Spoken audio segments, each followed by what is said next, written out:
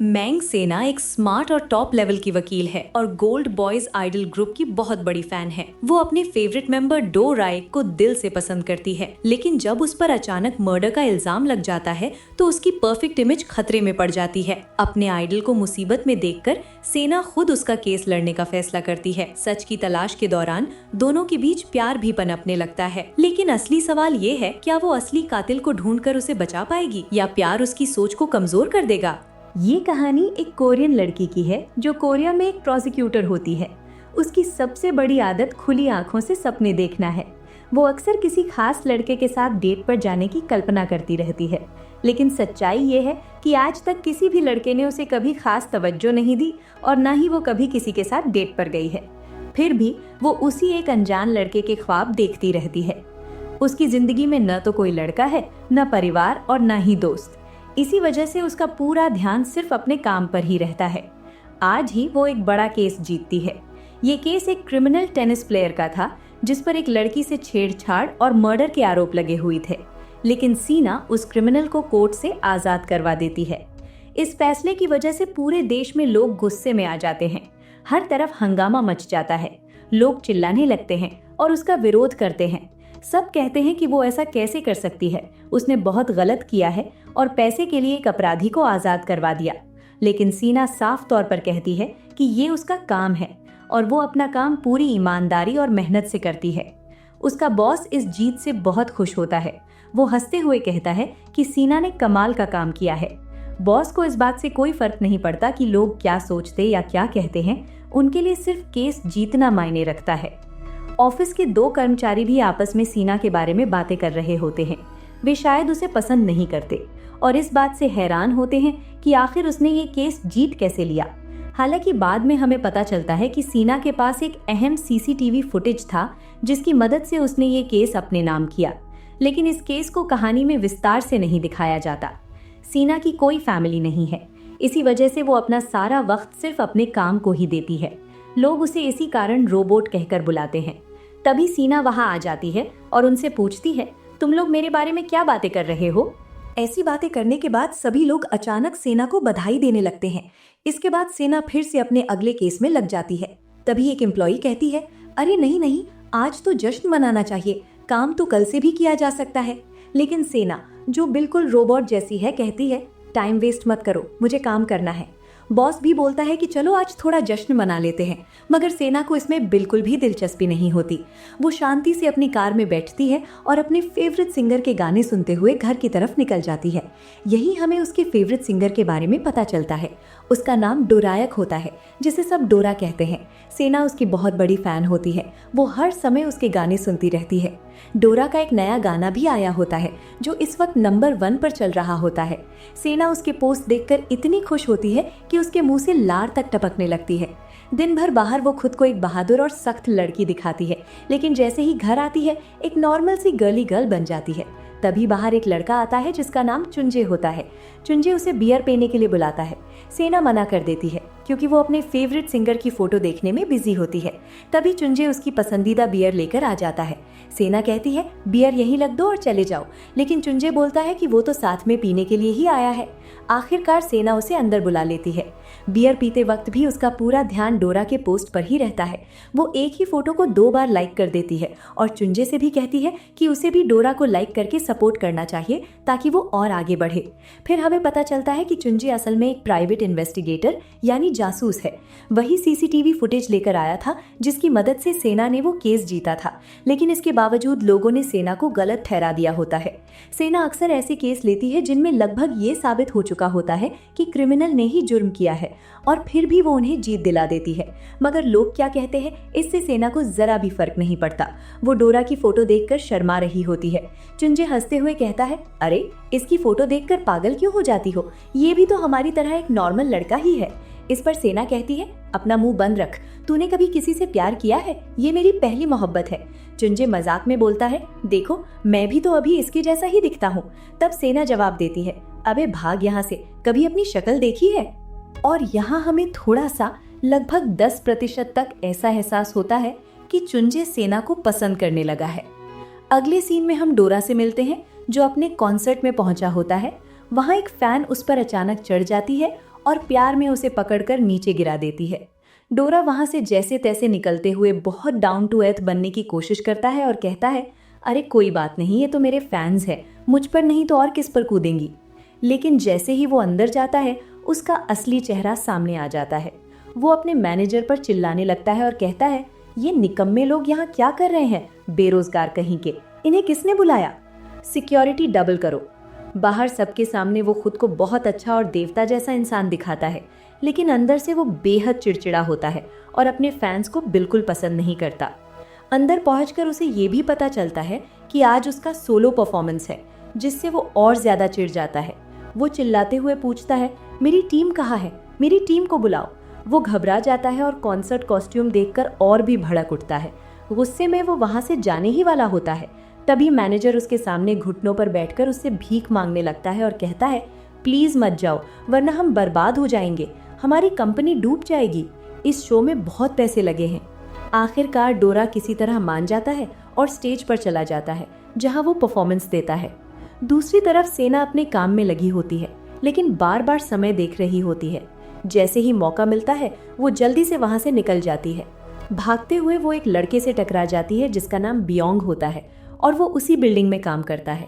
सेना की वजह से उसकी कॉफी गिर जाती है और सेना तुरंत भागकर वॉशरूम में घुस जाती है। बियोंग सेना को नहीं जानता, लेकिन वो वॉशरूम के बाहर खड़ा होकर उसका इंतजार करने लगता है। सोचता है कि बाहर आएगी तो उसे सॉरी जरूर बुलवाएगा। तभी उसका दोस्त आ जाता है। बियोंग उसे बताता है कि एक लड़की उसकी कॉफी गिराकर अंदर चली गई और उसने सॉरी भी नहीं कहा। उसका दोस्त मजाक में पूछता है, कैसी थी, सुंदर थी क्या? बियोंग जवाब देता है, मुझे नहीं पता कैसी थी। इसी बीच सेना अंदर ड्रेस बदलकर निकल चुकी होती है। बियोंग सफाई वाली महिला से पूछता है कि क्या अंदर कोई लड़की है? वो जवाब देती है कि नहीं, अंदर कोई लड़की नहीं है। ये सुनकर बियोंग खुद चेक करने के लिए लेडीज वॉशरूम में झांकने लगता है।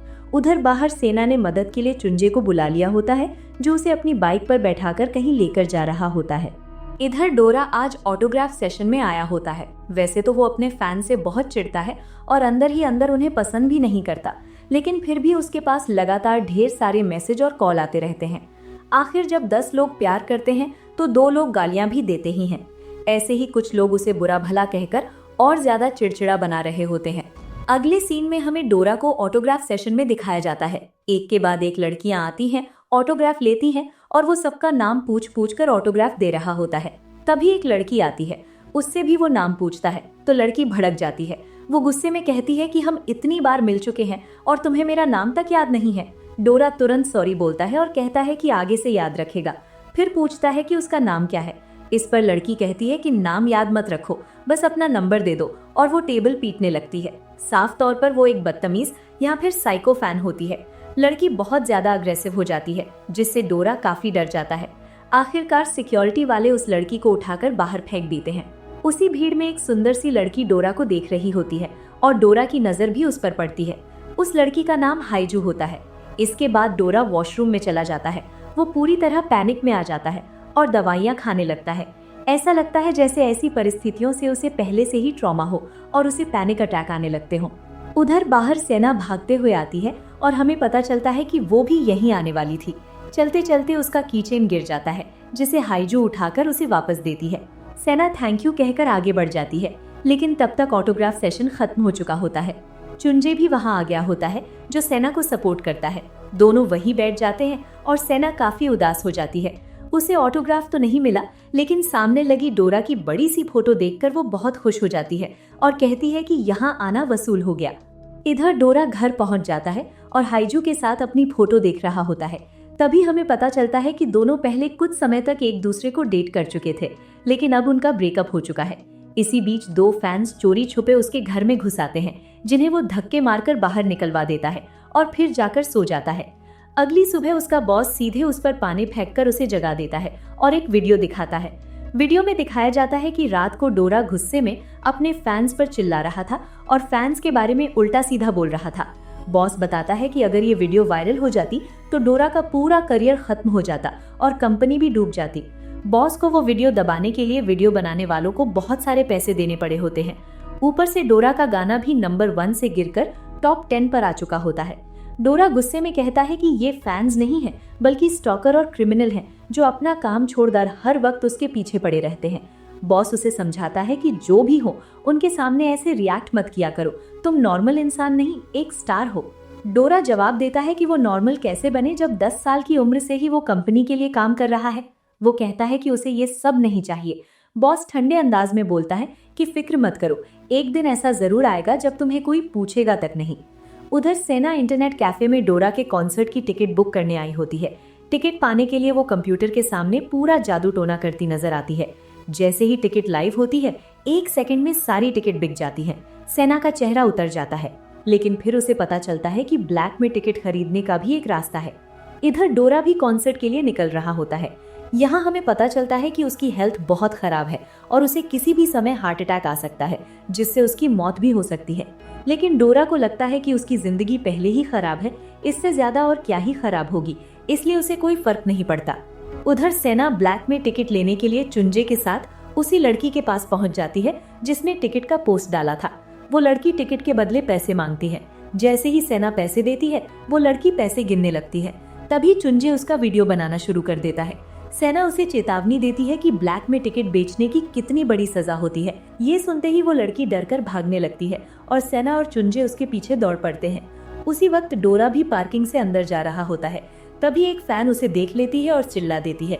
देखते ही देखते सारे फैंस ज़ॉम्बी की तरह उसके पीछे पड़ जाते हैं। डोरा डर के मारे एक जगह जाकर छुप जाता है। वही सेना लड़की को ढूंढते हुए आती है और गलती से डोरा को ही टिकट बेचने वाला लड़का समझ लेती है, क्योंकि दोनों ने काली हुडी पहन रखी होती है। तभी फैंस वहां पहुंच जाते हैं। डोरा तुरंत सेना का मुंह बंद कर देता है और उससे कहता है कि चिल्लाना मत। फैंस के जाने के बाद वो उसका मुंह छोड़ता है और कहता है कि अब उसे फॉलो मत करना, वो जा रहा है। सेना बस धीरे से सिर हिला देती है और डोरा वहां से अंदर की तरफ भाग जाता है। सेना खुशी से पूरी तरह पागल हो जाती है, मानो खुशी में खुद पर काबू ही न रहा हो। उधर डोरा अंदर पहुंच जाता है और हमें उसके ग्रुप मेंबर्स से भी मिलवाया जाता है। उन्हीं में से एक जीव डोरा को साइको कहता है। इस पर डोरा पूछता है कि वो उसे ऐसा क्यों बोल रहा है। डोरा गुस्से में कहता है, ऐसा बताओ मुझे, क्या मैं ड्रग्स लेता हूँ, क्या मैं जुआ खेलता हूँ, क्या मैं मर्डर करता हूँ? तुम लोग मुझे ऐसे क्यों बोल रहे हो? इस पर जी कहता है, तुम लेट हो, सॉरी बोलो हमें। डोरा सॉरी बोलकर जाने लगता है। तभी जी फिर कहता है, अब थैंक यू तो बोलो हमें, हम तुम्हारे लिए यहाँ आए हैं, तुम्हारे शो को आगे बढ़ाने के लिए आए हैं, तुम हमारा इस्तेमाल करते हो। डोरा जवाब देता है, हाँ इस्तेमाल तो मैं तुम्हारा कर ही रहा हूँ। सालों से तुम लोग बेरोजगार पड़े हो, कोई एजेंसी तुम्हें काम नहीं देती, तुम मेरे पीछे पीछे घूमते हो और थोड़ा बहुत पैसा कमा लेते हो। ये बात जी को बहुत बुरी लग जाती है। वो गुस्से में डोरा को बेहद घटिया बातें बोलने लगता है। यहाँ तक कह देता है कि तुम्हारी माँ तो बार डांसर थी और किसी के साथ भी सो जाया करती थी। ये सुनकर डोरा पूरी तरह भड़क जाता है। दोनों तरफ से आग लग जाती है और दोनों में जोरदार लड़ाई शुरू हो जाती है। इसी दौरान ग्रुप का तीसरा मेंबर युनबिन बीच बचाव करने की कोशिश करता है, लेकिन बेचारा खुद ही घायल होकर गिर पड़ता है और उसे अस्पताल भेजना पड़ता है। डोरा को इस बात का बहुत अफसोस होता है। उधर सेना घर आ चुकी होती है। टिकट तो मिली नहीं तो कॉन्सर्ट देखने का सवाल ही नहीं था। वो अपने ही ख्यालों और सपनों में खोई होती है। तभी न्यूज आती है कि डोरा ने अपने ही ग्रुप मेंबर युनबिन को घायल कर दिया है। खबरों में दिखाया जाता है कि डोरा अपने ही ग्रुप मेंबर से लड़ाई करता है और वो बहुत बुरा इंसान है। सेना कहती है कि ये सब फेक अफवाहें फैलाई जा रही हैं। वो इस पर कमेंट भी करती है, लेकिन तभी डोरा की एक दोस्त भी वही बातें लिखती है और कुछ फोटो व वीडियो सामने आ जाते हैं जिनमें डोरा अपने ग्रुप मेंबर्स के साथ गलत व्यवहार करता हुआ दिखाया जाता है। हालांकि ये सब छोटी छोटी क्लिप्स होती हैं, पूरी सच्चाई नहीं दिखाई जाती। इसी दौरान सेना को अपनी बचपन की एक बात याद आ जाती है। जब वो छोटी थी तब एक लड़का गिटार बजाते हुए उसके पास आया था और उसे अपनी लाल टोपी देकर चला गया था। उसी पल से सेना को म्यूजिक से प्यार हो गया था। इसी वजह से वो डोरा पर भरोसा करती है और उसे सपोर्ट करती है। उसे लगता है कि डोरा गलत इंसान हो ही नहीं सकता। इधर डोरा घर आ जाता है और अकेले में खुश होकर गाने गुनगुनाने लगता है। उसकी केयरटेकर सारा काम खत्म करके घर से जा रही होती है। तभी ग्रुप का चौथा मेंबर वहां आ जाता है जिसका नाम संग होता है। वो डोरा से मिलने आता है और पूछता है कि क्या वो अस्पताल गया था। हमें दिखाया जाता है कि डोरा सच में युनबिन को देखने अस्पताल गया था। वहां उसने बाहर रखा खाना भी देखा था जो किसी ने उसके लिए छोड़ा था और फिर वो वापस घर आ गया था। संग डोरा को बहुत अच्छे से समझता है। वो जानता है कि डोरा क्या सोचता है, क्या महसूस करता है। जी ने डोरा की माँ के बारे में जो गलत बातें बोली थी उससे संग को भी बहुत परेशानी होती है। वो नहीं चाहता कि कोई डोरा के बारे में ऐसा बोले। संग ये भी कहता है कि डोरा अपने म्यूजिक बैंड को आगे ले जाना चाहता है। इसके बाद डोरा अपने कमरे में जाकर सो जाता है। अगली सुबह जब उसकी आंख खुलती है और वो कमरे से बाहर आता है तो बाहर संग की लाश पड़ी होती है। किसी ने उसके पेट में चाकू मारकर उसकी हत्या कर दी होती है। ये देखकर डोरा जोर जोर से रोने लगता है। तभी मेड और मैनेजर भी वहां आ जाते हैं। पूरे कोरिया को पता चल चुका होता है कि सिंगर डोरा ने अपने ही घर में अपने दोस्त और ग्रुप मेंबर की हत्या कर दी है। डोरा को गिरफ्तार कर लिया जाता है। सेना भागती हुई पुलिस स्टेशन पहुंचती है और डोरा को देखती है। डोरा भी उसे देखता है जो चुपचाप बैठा हुआ होता है। यहीं पर एपिसोड 1 खत्म हो जाता है। एपिसोड 2 की शुरुआत हमें पास्ट में ले जाती है, जहां डोरा का कॉन्सर्ट हो रहा होता है और सेना घर पर बैठकर उसे चीयर कर रही होती है। फिर कहानी वापस प्रेजेंट में आ जाती है, जहां सेना डोरा से पूछताछ कर रही होती है, लेकिन डोरा अभी भी शॉक में होता है। उसे यकीन ही नहीं हो रहा कि उसका दोस्त मारा जा चुका है। सेना उससे पूछती है कि क्या संघ का कोई दुश्मन था या उसे किसी पर शक है जिसने उसकी हत्या की हो। तभी डोरा को उन 2 फैन गर्ल्स की याद आती है जो उसके घर में घुस आई थीं। वो कहता है कि हो सकता है उन्हीं दोनों ने संघ को मारा हो, क्योंकि उन्हें उसके घर का पता था और उसने उन्हें धक्के मारकर बाहर निकाला था। शायद वे बदला लेने आई हों। वो पूरा इल्जाम उन्हीं पर डाल देता है और गंदी गंदी गालियां देने लगता है। ये देखकर लगता है कि उसका पूरा नेचर बदल चुका है। जो डोरा अब दिख रहा होता है वो उसकी असली सच्चाई होती है। ये सब देखकर सेना के होश उड़ जाते हैं। जिसे वो अब तक क्यूट और चार्मिंग समझती थी, असल जिंदगी में वो इतना गंदा और बदजुबान है। इतनी गालियां सुनकर सेना शॉक में चुपचाप बाहर आ जाती है। बाहर उसे दूसरा प्रोसिक्यूटर मिलता है जिसका नाम वैन होता है। वो सेना से कहता है, अरे तुम सेना हो ना? लेकिन सेना के होश उड़े हुए होते हैं। वो अभी तक इसी सोच में डूबी रहती है कि उसका डोरा ऐसा कैसे हो सकता है। उसे कुछ भी समझ नहीं आ रहा होता। वैन फिर कहता है, अरे कुछ तो बोलो, क्या डोरा ने मान लिया है कि वही कातिल है? इसी बीच सेना फिर से अपने अतीत में चली जाती है और हमें उसके स्कूल के दिन दिखाए जाते हैं। स्कूल में सेना को बहुत ज्यादा बुली किया जाता था। उसे मारा पीटा जाता था। वहाँ एक लड़का खास तौर पर उसे टारगेट बनाकर बैठा रहता था। वो उसका मजाक उड़ाता, उस पर पानी फेंकता और उसे मर्डरर की बेटी कहकर बुलाता था। लोग कहते थे कि ये बड़ी होकर खुद भी मर्डरर बनेगी। इन सब बातों से सेना बहुत परेशान हो चुकी थी। रोज रोज की इस यातना से तंग आकर वो नदी के किनारे पहुंच जाती है अपनी जान देने के इरादे से। तभी उसकी नजर एक लड़के पर पड़ती है जिसे हमने पिछले एपिसोड में भी देखा था। वो लड़का गिटार लेकर गाना गा रहा होता है। उसे देखकर सेना को अपने पिता की याद आ जाती है, क्योंकि उसके पिता भी गिटार बजाकर गाया करते थे। वो लड़का उसके पास आता है, उसे अपनी लाल टोपी देता है। सेना अगले दिन से स्कूल छोड़ने का फैसला कर लेती है। उसी लड़के ने उसे एक सॉन्ग प्लेयर भी दिया होता है और कहा होता है कि मेरे बुरे दिनों में मैंने ये गाना रिकॉर्ड किया था, तुम भी इसे सुनना, शायद तुम्हारी जिंदगी में कुछ बदल जाए। सेना बताती है कि उस दिन के बाद उसने घर से ही पढ़ाई शुरू कर दी थी और मरने के बारे में सोचना भी छोड़ दिया था। उन्हीं दिनों उसे एक नए के-पॉप ग्रुप गोल्ड बॉयज के बारे में पता चला और उसने इंटरनेट पर देखा कि उस ग्रुप का मेंबर वही लड़का था, यानी डोरा। उनका पहला परफॉर्मेंस होने वाला था, जिसे सेना ने भी अटेंड किया था। डोरा को स्टेज पर देखकर वो बहुत मोटिवेट हुई थी और उसे सपोर्ट कर रही थी। डोरा भी स्टेज से उसे देख रहा होता है। अब सेना वापस प्रेजेंट में आ जाती है और शॉक में बैठी होती है। वो सोचती है, क्या ये वही डोरा है जिसे मैं बचपन से जानती हूँ, जो गालियाँ देता है, चिल्लाता है और इतना गंदा व्यवहार करता है? वो खुद से सवाल करती है कि क्या सच में डोरा ने संग को मारा होगा। फिर मन में कहती है कि उसका डोरा ऐसा नहीं हो सकता, वो तो क्यूट है। लेकिन फिर ये सवाल उसे परेशान करता है कि वो इतनी गालियाँ क्यों देता है। उधर डोरा अपने वकील वैन के साथ बैठा होता है। पुलिस वाले आपस में बातें कर रहे होते हैं। डोरा कहता है कि उसने संग को नहीं मारा। पुलिस बोलती है कि उस रात दोनों ने शराब पी थी, हो सकता है नशे में उसने चाकू मार दिया हो। ये सुनकर डोरा गुस्से में चिल्लाने लगता है कि वो ऐसा कभी नहीं कर सकता। ऊपर से उसका वकील भी पुलिस के पक्ष में ही होता है, क्योंकि वो खुद मान चुका होता है कि डोरा ने ही हत्या की है। अगले दिन सेना वैन के ऑफिस जाती है, लेकिन वैन ने केस छोड़ दिया होता है। इसका मतलब ये होता है कि अब डोरा को इंसाफ नहीं मिलने वाला।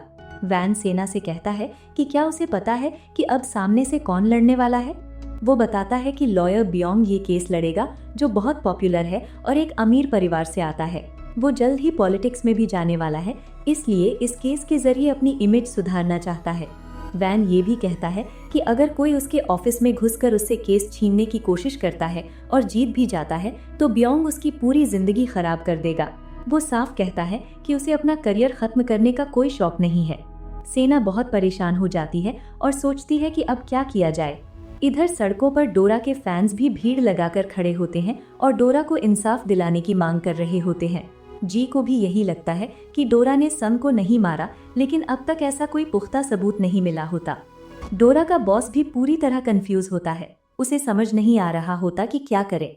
तभी बॉस के पास एक रिपोर्टर का कॉल आता है। रिपोर्टर बताता है कि उसने डोरा के ऑटोग्राफ सेशन में कुछ देखा था। वो कहता है कि वहाँ हाईजू भी आई हुई थी और उसकी फोटो क्लिक की थी। वो फोटो बॉस को भेज देता है। अब सवाल उठता है कि हाईजू वहाँ आखिर क्यों आई थी। इधर डोरा के पास सेना आती है। डोरा उससे पूछता है, क्या संग सच में मर गया है? सेना जवाब देती है, हाँ। फिर वो कहती है, मैं तुम्हारा केस लड़ूंगी, लेकिन जो भी मैं पूछूंगी उसका जवाब तुम्हें सिर्फ हाँ या ना में देना होगा। बताओ, क्या तुमने उसे मारा था? डोरा साफ मना कर देता है। सेना उसके चेहरे के हाव भाव ध्यान से देखने लगती है। तभी उसे याद आता है कि डोरा एक के ड्रामा में भी काम कर चुका है, जहां उसने एक्टिंग करते हुए बहुत अच्छे से झूठ बोला था। ऐसे में हो सकता है कि वो अभी भी झूठ बोल रहा हो, लेकिन ये भी तो मुमकिन है कि वो सच ही बोल रहा हो।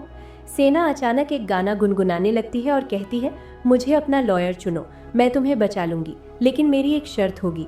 वो शर्त क्या है ये हमें यहाँ नहीं दिखाया जाता। इसके बाद डोरा गुस्से में अपने मैनेजर पर चिल्लाने लगता है और कहता है, वो पागल लड़की कौन है? उसे मेरे पास से भगाओ, मुझे वो नहीं चाहिए। मेरे लिए कोई अच्छा सा लॉयर लेकर आओ। मैनेजर साफ कह देता है कि अब कोई भी लॉयर उसका केस लेने को तैयार नहीं है और वो भी अब कुछ नहीं कर सकता, क्योंकि बॉस ने डोरा को कॉन्ट्रैक्ट से निकाल दिया है और कंपनी से बाहर कर दिया है। वो ये भी कहता है कि अब डोरा कहीं का नहीं रहा और उसे खून नहीं करना चाहिए था। डोरा इसके बाद बहुत कोशिश करता है कि कोई लॉयर मिल जाए, लेकिन कोई फायदा नहीं होता। उल्टा लोग उसे सलाह देने लगते हैं कि अपना जुर्म कबूल कर ले ताकि सजा कम हो जाए। ये सुनकर डोरा और भड़क जाता है। आखिरकार वो तय कर लेता है कि उसका केस सेना ही लड़ेगी। सेना को भी इस बारे में बता दिया जाता है। वो बहुत खुश हो जाती है और सीधे चुंजे के पास पहुंचती है। वो कहती है, चलो अब हमें काम पर लगना पड़ेगा। चुंजे कहता है, ये सही समय है, लेकिन एक बात साफ है, तुम फैन बनकर उसकी मदद कर रही हो। वो एक क्रिमिनल है, ऐसा मत करो। सेना जवाब देती है, मैं फैन बनकर नहीं, लॉयर बनकर उसकी मदद कर रही हूँ। सबसे पहले तुम्हें उन 2 फैन गर्ल्स को ढूंढना होगा जो उस रात डोरा के घर में घुसी थीं। इसके बाद सेना सीधे डोरा के विला पहुंचती है। वो बहुत बड़ा घर होता है। घर का पासकोड सिर्फ डोरा को पता था। हाउसकीपर भी घर जा चुकी थी। बाहर तेज बारिश हो रही थी, इसलिए बाहर से कोई अंदर आ ही नहीं सकता था। ऐसे में सवाल उठता है कि उस रात आखिर यहाँ क्या हुआ होगा। इसी दौरान ब्योंग वहाँ आ जाता है, वही लॉयर जो कोर्ट में सेना के खिलाफ खड़ा होने वाला होता है। वो कहता है, इस केस में इतना दिमाग मत लगाओ। उस दिन घर में सिर्फ 2 लोग थे और एक ने दूसरे को मार दिया, बात खत्म। सेना उससे पूछती है, तुम्हें मेरा नाम कैसे पता? ब्योंग जवाब देता है, क्योंकि मैंने तुम्हारी पूरी जानकारी निकलवा रखी है। तभी सेना की नज़र ब्योंग की गर्दन पर एक तिल पर पड़ती है। उसे तुरंत याद आता है कि स्कूल में जो लड़का उसे बुली करता था, उसकी गर्दन पर भी बिल्कुल ऐसा ही तिल था। तभी सेना समझ जाती है कि ब्योंग वही लड़का है जिसने उसकी जिंदगी नर्क बना दी थी। अब ये मामला उसके लिए पर्सनल हो जाता है और वो ठान लेती है कि उसे छोड़ेगी नहीं। वो सीधे कहती है, अब हम कोर्ट में मिलेंगे। इसके बाद वो ऑफिस लौट आती है। वहाँ उसका बॉस उस पर चिल्लाने लगता है कि उसने इतना गलत केस क्यों ले लिया। वो कहता है कि सामने वाला लॉयर उसे पूरी तरह बर्बाद कर देगा, क्योंकि वो बहुत अमीर परिवार से है। इस पर सेना शांत लेकिन मजबूती से कहती है, आप डरते हो? बॉस कहता है, हाँ मैं डरता हूँ। जो तुम्हारे साथ होने वाला है उसमें मैं कभी बीच में नहीं आऊँगा, लेकिन हाँ तुम्हारी मदद जरूर करूँगा। सेना एक स्टाफ मेंबर से कहती है कि डोरा के केस की सारी जानकारी उसके पास लेकर आए। वो लड़की वैन के ऑफिस से फाइल चुरा कर ले आती है। सेना पूछती है, तुमने चोरी क्यों की? लड़की जवाब देती है, क्योंकि मैं गोल्ड बॉयज की फैन गर्ल हूँ, प्लीज मुझे इस केस में अपनी असिस्टेंट बना लो। सेना उसे डांट कर वहां से भगा देती है। लड़की के जाने के बाद सेना मुस्कुराने लगती है, क्योंकि उसे खुशी होती है कि एक और फैन गर्ल मिल गई। तभी चुंजे आता है और बताता है कि उसने फैन गर्ल्स को ढूंढ लिया है। सेना भी वहां पहुंचती है। दोनों मिलकर उन लड़कियों को पकड़ लेते हैं और उनसे पूछताछ करते हैं। वही दोनों लड़कियां होती हैं जो उस रात डोरा के घर में घुसी थीं। वे बहुत डरी हुई दिखाई देती हैं। सेना उन्हें समझाती है कि वहाँ मर्डर हुआ है और अगर वो पुलिस को बता दे कि वे दोनों घर में घुसी थीं तो वे बुरी तरह फंस जाएंगी। वो उन्हें सोचने का मौका देती है कि सच बताना है या नहीं। लड़कियां बताती हैं कि उन्हें घर का पासकोड इसलिए पता था क्योंकि उन्होंने सिक्योरिटी स्टाफ के बदलने का समय नोट कर लिया था। उसी दौरान वे घर में घुस गई थीं। उन्होंने जानबूझकर सीढ़ियों की लाइट खराब कर दी थी और अंधेरे में बैठकर इंतजार कर रही थीं ताकि डोरा लाइट ठीक करने आए और वे पासकोड देख सकें। कुछ देर बाद डोरा आया, उसने पासकोड डाला और उन्होंने देख लिया। इसी तरह वे उसके घर में घुसी थीं। वे साफ कहती हैं कि उन्होंने कोई मर्डर नहीं किया।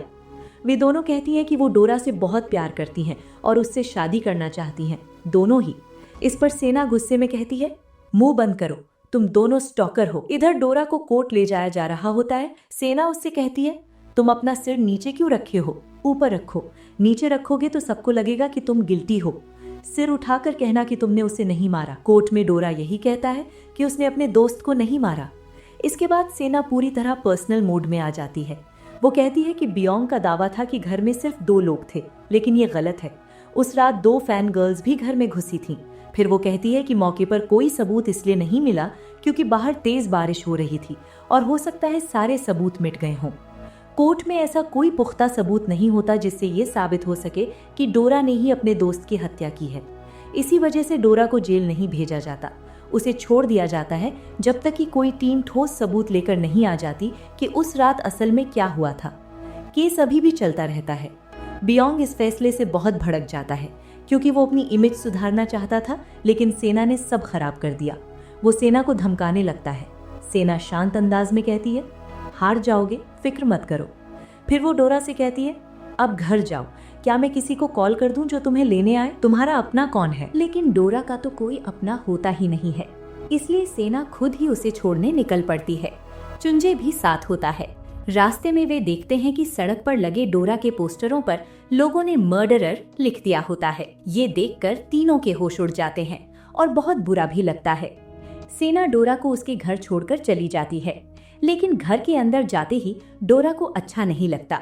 वो बहुत डर रहा होता है। आखिरकार वो घर से बाहर निकलकर सड़क पर बैठ जाता है और संग को याद करते करते वहीं बेहोश हो जाता है। अगली सुबह जब उसकी आंख खुलती है तो वो किसी और के घर में होता है। किचन में सेना खाना बना रही होती है। डोरा उठकर उसके पास आता है तो सेना कहती है, मेरे घर में स्वागत है। अब सेना के हाथ में चाकू होता है, जिसे देखकर डोरा डर जाता है और भागने लगता है। सेना अनजाने में उसे बहुत ज्यादा डरा देती है। वो गलती से ऐसा कर बैठती है। फिर वो उसे समझाने लगती है कि रात में क्या क्या हुआ था और उसे भागने से भी रोकती है क्योंकि कोर्ट का ऑर्डर होता है कि अगर वो भागा तो उसे जेल भेज दिया जाएगा और गिरफ्तार कर लिया जाएगा। डोरा गुस्से में कहता है, हटो, और बाहर निकल जाता है। बाहर उसे चुंजे मिल जाता है जो पूछता है, कहाँ जा रहे हो डोरा? वो बिना कुछ कहे वहाँ से भाग जाता है। चुंजे सेना से पूछता है कि आखिर हुआ क्या। इधर बियोंग और डिटेक्टिव नामसिक अस्पताल में डॉक्टर से मिलने आए होते हैं। डॉक्टर बताता है कि संग की हत्या किसी जान पहचान वाले ने ही की होगी। चाकू बहुत परफेक्ट तरीके से मारा गया है। नामसिक पूछता है कि क्या कातिल नशे में था? क्या बॉडी चेक करने पर ऐसा कोई सबूत मिला है? डॉक्टर जवाब देता है कि नहीं, ऐसा कोई संकेत नहीं मिला। ये हत्या पूरी होश में की गई है। बियोंग ये मानने को तैयार नहीं होता। वो नामसिक से कहता है कि देखो, इस केस में ज्यादा सोचने की जरूरत नहीं है। डोरा को उठाओ और जेल में डाल दो, क्योंकि संग की बॉडी के पास उसका फोन भी नहीं मिला है और अभी तक ये भी पता नहीं चला कि फोन कहाँ है। बियोंग नामसिक पर दबाव डालते हुए कहता है कि बस कोई भी छोटा सा सबूत ले आओ, हल्का सा भी प्रूफ मिल जाए तो वो डोरा को अंदर डलवा देगा। उसे सिर्फ अपना करियर बनाना है और ये केस जीतना है, चाहे जेल में कोई बेगुनाह जाए या गुनहगार। उधर सेना डोरा के मैनेजर से मिलने आती है। सेना मैनेजर से पूछती है कि संग की लाश सबसे पहले किसने देखी थी। मैनेजर कहता है कि उसने देखी थी, लेकिन वहाँ हाउसकीपर भी मौजूद थी। वो पिछले 10 सालों से वहाँ काम कर रही थी और उसे भी घर का पासकोड पता था, इसलिए कुछ भी हो सकता है। इसके बाद सेना बॉस से मिलती है और पूछती है कि उस दिन डोरा और ग्रुप मेंबर्स के बीच लड़ाई क्यों हुई थी। बॉस उसे पूरी बात बता देता है। सेना फिर सवाल करती है कि डोरा का कॉन्ट्रैक्ट क्यों कैंसिल कर दिया गया।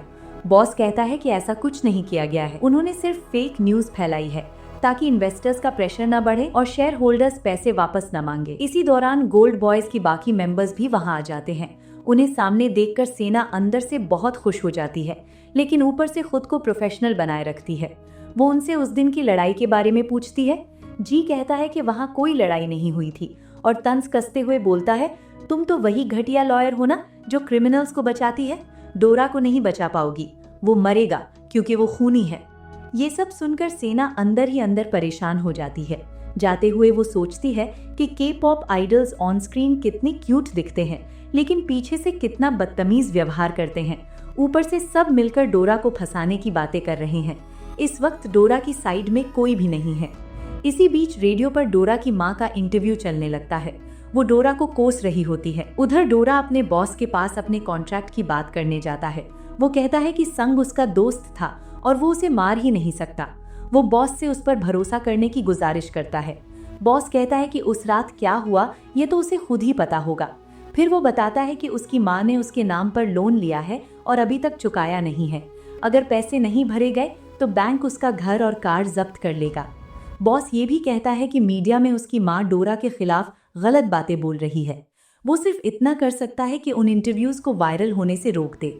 इधर सेना डोरा की माँ से मिलने आती है। उसका नाम मीरांग होता है। वो बहुत ही लालची और कंजूस औरत होती है। सेना उसे इंटरव्यू में उल्टा सीधा बोलने से मना करती है।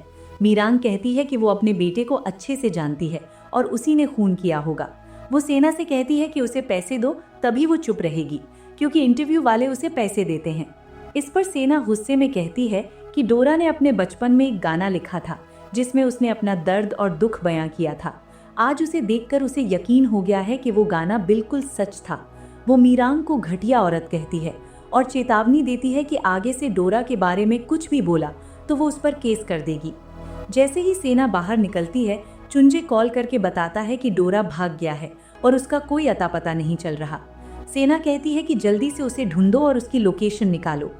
उधर डोरा सड़क पर भटकता हुआ जा रहा होता है।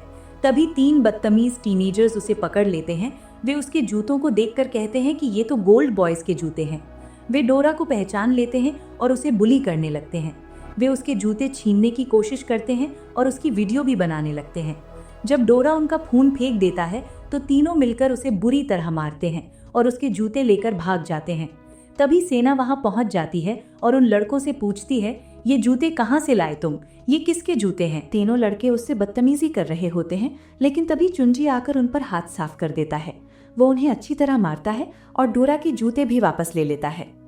जूते वापस मिलने के बाद लड़के भाग जाते हैं और डोरा डर और झटके से पूरी तरह थक चुका होता है। वो अंडरग्राउंड हो जाता है और बार बार खुद से कह रहा होता है कि मैं खूनी नहीं हूँ। सेना डोरा के पास आती है और उसे भरोसा दिलाती है, मुझे तुम पर यकीन है, मैं हमेशा तुम्हारे साथ हूँ। इसी बीच हाइजू को भी हम देखते हैं। डोरा अपनी पुरानी फोटो देख रहा होता है और फिर बियोंग की प्रोफाइल को देखती है। बियोंग बहुत स्ट्रॉन्ग बैकग्राउंड से आता है। वो अपने पिता के साथ होता है जो काफी डरावने लगते हैं और सीधे सीधे बोलते हैं कि ये केस आसान है। घर में 2 लोग थे, एक मरा और दूसरा मारा होगा और इसे इतना लंबा क्यों खींच रहे हो? जल्दी डोरा को अंदर करो और केस सॉल्व कर दो। बियोंग फिर अपने स्कूल के दिनों को याद करने लगता है, कैसे वो सेना को बुली करता था, मारता था, पानी डालता था और उसकी वीडियो बनाता था, उसे हरास करता था। इसका कारण था कि बियोंग अमीर था और सेना गरीब। सीसीटीवी चेक किया गया क्योंकि डोरा ने बताया था कि रात को शराब पीने के बाद वो बाहर गया था, पर सीसीटीवी में वो दुकान से खाली हाथ आता दिखा। घर पहुंचने के लिए उसने लॉन्ग रोड चुना और पैदल चला। वहां उसे 20 मिनट लगते, लेकिन उस दिन घर पहुंचने में 40 मिनट लगे। 20 मिनट कहाँ गए ये मिस्ट्री बनी रहती है। सेना और डोरा साथ बैठकर डोरा अपनी बचपन की बातें साझा करता है। उसकी माँ बार में गाना गाती थी और उसे मदद करने के लिए डोरा भी गाने लगा। एक दिन उसके बॉस ने उसे गाना गाते देखा और अपनी कंपनी में भर्ती कर लिया।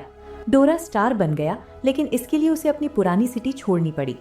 डोरा का स्कूल में एडमिशन हुआ, सिंगिंग क्लास शुरू हुई, लेकिन उसे वहां भी बुरी तरह बुली किया गया। उसे एक दोस्त भी मिला। तभी सेना को याद आता है कि ऑफिस में जी ने एक वीडियो दिखाई थी जिसमें डोरा सियोंग से लड़ रहा था। सेना डोरा को दिखाकर पूछती है, ये बताओ इस वीडियो में तुम सियोंग से लड़ क्यों रहे हो? तुम्हारे दुश्मन थे क्या? क्या तुमने ही उसे मारा? डोरा हैरान होता है और पूछता है, ये वीडियो तुम्हारे पास कहाँ से आई? सेना कहती है, सच सच बताओ क्या हुआ था? डोरा कहता है कि नहीं, हम लड़ाई नहीं कर रहे थे और आगे से मैं तुम्हारे घर पर ही रहूंगा क्योंकि मेरा घर बैंक ने ले लिया है और होटल में रहना मेरे लिए सुरक्षित नहीं है। सेना हैरान होकर उसे देखती है। इसी बीच बियोंग सेना की प्रोफाइल देखकर डोरा को बुलाने का ऑर्डर देता है। वो कहता है कि अगर वो मना करता है तो उसके खिलाफ अरेस्ट वारंट निकाल दो। इतने में प्रोसिक्यूटर टर्की से आते हैं जो बियोंग को किसी सुंदर रिलेटिव से मिलवाने आए हैं। बियोंग कहता है कि उसे सुंदर लड़कियों में कोई दिलचस्पी नहीं है, लेकिन लड़की सामने आती है और सच में बहुत सुंदर होती है। ये हाइजू होती है जो बियोंग से मिलने आई थी। वो कहती है, डेट करोगे? आप मुझे बहुत अच्छे लगते हैं और जिस केस पर आप लगे हुए हैं उसमें अब तक क्या स्थिति है? बियोंग समझदार है और सुंदरता देखकर बहकने वाला नहीं है। वो कहता है, मैं अभी केस की बात नहीं कर सकता वरना ये बाहर फैल जाएगी। हाइजू कहती है कि डोरा बेकसूर है। बियोंग जवाब देता है कि वो किलर है और मैं प्रूफ करके दिखाऊंगा। इसी बीच डोरा सायोंग के फनल में जा रहा होता है, चर्च में जहां सभी मौजूद हैं। वो थोड़ा डर रहा होता है। सेना कहती है, जाओ डरो मत वरना लोग तुम्हें भूलने लगेंगे। डोरा चर्च में पहुंचता है जहां उसकी टीम और ऑफिस वाले मौजूद हैं। बाहर मीडिया उसे घेर लेती है। इस बार डोरा चुप नहीं होता और बोलता है, मैं बेकसूर हूँ और ये साबित करके रहूंगा। पुलिस ने सीसीटीवी चेक किया और कुछ कमाल की चीज पाई जिसे थोड़ी देर में दिखाया जाएगा। डोरा और सेना बियोंग के पास आते हैं जो फालतू समय बर्बाद कर रहा होता है। वो उन्हें वही सीसीटीवी दिखाता है। ये वही अल्कोहल वाली वीडियो होती है जहां घर जाने में 20 मिनट लगते हैं लेकिन 40 मिनट लग गए थे। वो पूछता है कि 20 मिनट कहाँ थे और अल्कोहल क्यों नहीं है? डोरा कहता है कि उसे अल्कोहल नहीं मिली और घबराकर वहां से भाग जाता है। सेना भड़क जाती है क्योंकि उसे लगता है कि डोरा झूठ बोल रहा है। वो पूछती है, तुमने झूठ क्यों कहा? मुझे सच बताओ। डोरा कहता है, सब बता दिया, मैं जूता नहीं हूँ। सेना कहती है, जब तुम झूठ बोलते हो तो तुम्हारी नेक लाल हो जाती है। डोरा चौंक कर कहता है, एक सेकंड, तुम्हें मेरे इतने करीब की चीजें कैसे पता? ये तो मेरे फैमिली मेंबर्स को पता था। तभी वो बाइक से टकराने वाली होती है और डोरा उसे पकड़ लेता है। साथ ही पुलिस वाला वही वीडियो दिखा रहा होता है जिसमें डोरा घर जाते समय 40 मिनट लगा रहा था। वहीं दूसरी तरफ डोरा और सेना होते हैं। हाइजू भागते हुए आती है, सेना को हटाकर डोरा को हग करती है। सेना हैरान रह जाती है। हमें पास्ट का एक रैंडम दिन दिखाया जाता है। सेना टीवी पर डोरा और हाइजू के रिलेशनशिप के बारे में देखती है। ये सिर्फ अफवाहें थी, लेकिन देखने के बाद सेना की हेल्थ बिगड़ जाती है और उसका दिल टूट जाता है। सेना बहुत परेशान हो जाती, खाना पीना छोड़ देती। चुंजी रोज उसके घर खाना लेकर आता, लेकिन सेना घर से बाहर नहीं आती। फिर सेना की दोस्त बताती है कि डोरा सिंगल है और डेटिंग की अफवाहें फेक थीं।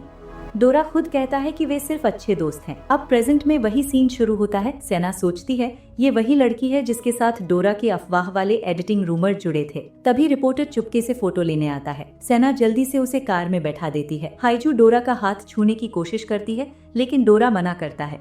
सेना मिरर में देखकर परेशान होती है। फिर डोरा सेना से कहता है कि डैश कैम बंद करो और एक सुनसान जगह पर चलो। वहाँ सेना ने चुंजी को बुला लिया जिसका प्रमोशन होने वाला था, लेकिन वो सब छोड़कर वहाँ आ गया। चुंजी सोचता है ये डोरा इस लड़की के साथ क्या कर रहा है? ये वही लड़की है ना जो इसकी एक्स हुआ करती थी, जिसकी वजह से तुमने 3 दिन तक खाना नहीं खाया था, बीमार पड़ी रही और बहुत परेशान थी।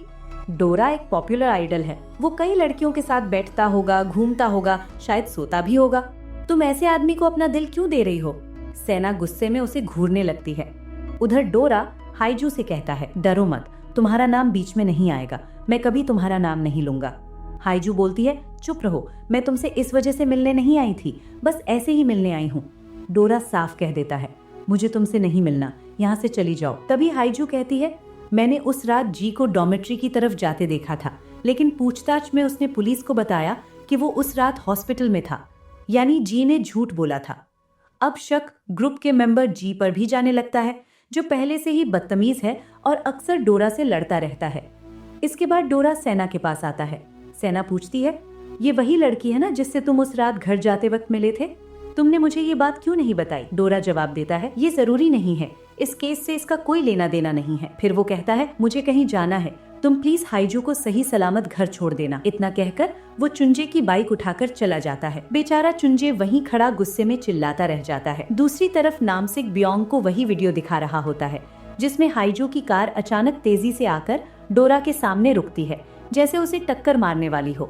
बियोंग पूछता है, ये लड़की है कौन? नामसिक बताता है, लड़की का तो पता नहीं चला, लेकिन कार की डिटेल से पता चला है कि ये एक बहुत बड़े बिजनेस ग्रुप की गाड़ी है। इधर हाइजू चुंजे को घर छोड़कर ऑफिस जा रही होती है। सेना कहती है, मेरी फीलिंग्स पर मत बोलो, मैं किसे दिल दूंगी और किसे नहीं, ये मेरा फैसला है। और हाँ, हाइजू ने बताया था कि उस रात जब वो डोरा से मिली थी तब पास से एक टैक्सी भी गुजरी थी। तुम जाकर उस टैक्सी को ढूंढो और उसका डैश कैम फुटेज निकाल कर लाओ। इधर जी कंपनी छोड़ देता है। मैनेजर उसे रोकने की कोशिश करता है, लेकिन जी बदतमीजी करता है और कहता है, तुम लोग मुझे काम देते नहीं हो तो यहाँ रुक कर मैं क्या करूँ?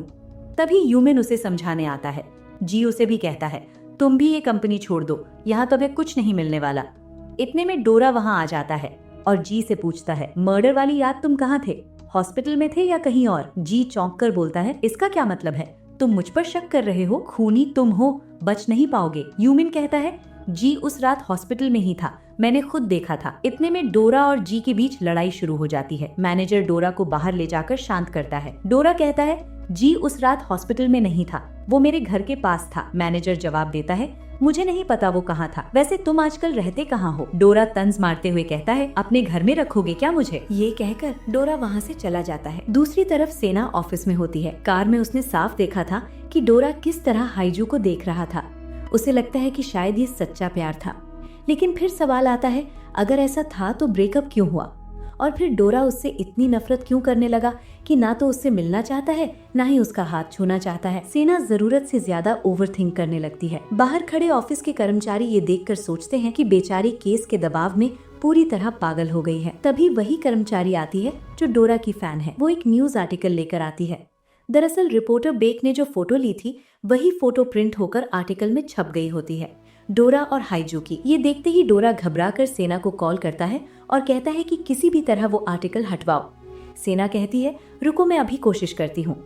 इधर बियोंग वो आर्टिकल प्रोसिक्यूटर किम को दिखाता है और पूछता है, ये वही लड़की है ना जिसे तुमने उस दिन अपनी रिलेटिव बताकर मुझसे मिलवाया था? क्या ये डोरा की गर्लफ्रेंड है? क्या तुम इसे मेरे पास क्यों लेकर आए थे? क्या तुमने जानबूझकर इसे मेरे ब्लाइंड डेट पर भेजा था ताकि ये मेरे केस की जानकारी निकाल सके? उधर डोरा सीधे रिपोर्टर बेक के पास पहुंच जाता है और कहता है, आर्टिकल डिलीट कर।